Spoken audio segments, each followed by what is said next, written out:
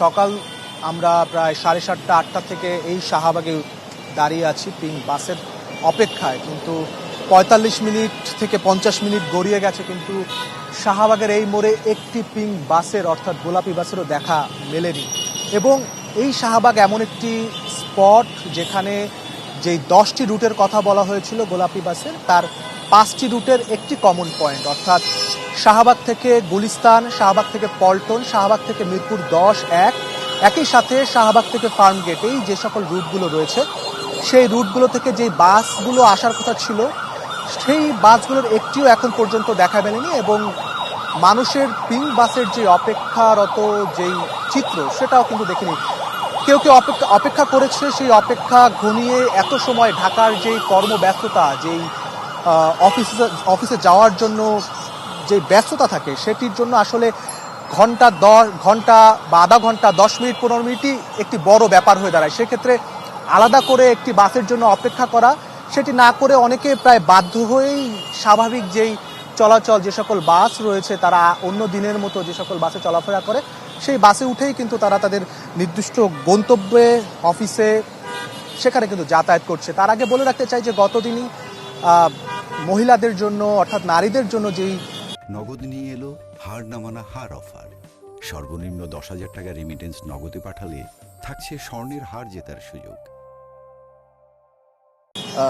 বিশেষ যে বাস পিঙ্ক বা গোলাপি বাস চালু করা হয়েছে সেটি পুরো ঢাকা জুড়ে 10টি বাস চলবে, দোতলা বিশিষ্ট, এবং একটি হচ্ছে একতলা। এবং আরেকটি জিনিস সেটি হচ্ছে যে এই ঢাকা শহরের 10টি রুটে এই 10টি বাস চলবে, অর্থাৎ যেই বড় বড় রুট সেই বড় বড় রুটের তুলনায় বাসের যে সংখ্যা সেটি কিন্তু আসলে যে অবস্থা দেখছি সেই অবস্থায় তুলনায় ব্যাপক কমই বলা যায়। সেক্ষেত্রে এখন পর্যন্ত সুযোগ হয়ে ওঠেনি যে বাসে উঠে প্রথম দিনের মতো, গতদিন উদ্বোধন হয়েছে, আজকে তাদের পুরোদমে চলাচলের কথা রয়েছে, সেক্ষেত্রে তাদের সাথে কথা বলার এখন পর্যন্ত সুযোগ হয়নি। কিন্তু যারা এখন পর্যন্ত এখানকার নির্দিষ্ট অফিসে যাবে তাদের সাথে কথা বলেছে, তারা বলেছে তাদের আসলে এই সময় অপেক্ষা করা তাদের জন্য কঠিন হয়ে পড়ছে, এবং তারা যেই বাস তাদের নির্দিষ্ট রুটে অন্য যেই সকল বাস রয়েছে সেই বাসে উঠে কিন্তু তারা নির্দিষ্ট জায়গায় যাচ্ছে। পুরো বাংলাদেশ জুড়ে এখন পর্যন্ত 3টি জায়গায় অর্থাৎ ঢাকা, বগুড়া, চট্টগ্রামে মোট 14টি বাস চালু করা হয়েছে। ঢাকায় 10টি ডেডিকেটেডলি, একই সাথে চট্টগ্রামে 2টি এবং বগুড়ায় আরও 2টি বাস দেওয়া হয়েছে।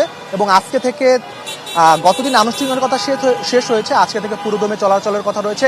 একই সাথে 180 দিনের যাত্রা বিএনপির শেষ, তারই একটি প্রতিশ্রুতি, একটি ফলস্বরূপ এই নারী বাস। এছাড়া গতদিন উদ্বোধনের সময় সড়ক মন্ত্রী বলেছে যে সামনের 3 মাস বা 6 মাসের মধ্যে আরও ইলেকট্রনিক যে বাস 200টি বাস কিন্তু ঢাকা শহরে নতুন করে যুক্ত করা হবে। সেখানে 100টি বাস নারীদের জন্য বরাদ্দ রাখা হয়েছে। একই বলতে গেলে তিনি তখন আরও বলেছে যে এই যদি চাহিদার আরও দরকার, চাহিদা মোতাবেক আরও যদি প্রয়োজন হয় নারী বাসে, সেক্ষেত্রে আরও নতুন করে 50টি বাস কিন্তু যুক্ত করা হবে। সবশেষ যতটুকু এই শাহবাগে এসে বোঝা যাচ্ছে যে বাসের কিন্তু এখন পর্যন্ত কোনো দেখা নেই। মানুষ তাদের নিজস্ব কর্মস্থলে যাবে, সেক্ষেত্রে তাদের বেগ পেতে হচ্ছে, আলাদা যে সুবিধা পাওয়ার কথা ছিল সেই সুবিধার বিন্দুমাত্রটুকু এখন পর্যন্ত দেখা যাচ্ছে না।